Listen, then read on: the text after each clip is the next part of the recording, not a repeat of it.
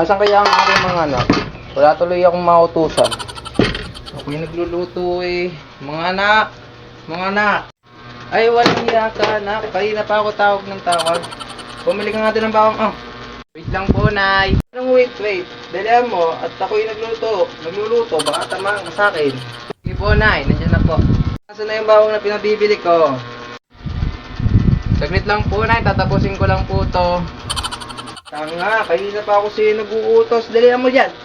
Malilintikan ka sa akin. Dalihan mo. Ito na po, Nay. Bibili na po. Kasi nanay, ito na yung pinabibili ka sa akin sibuyas. Nay!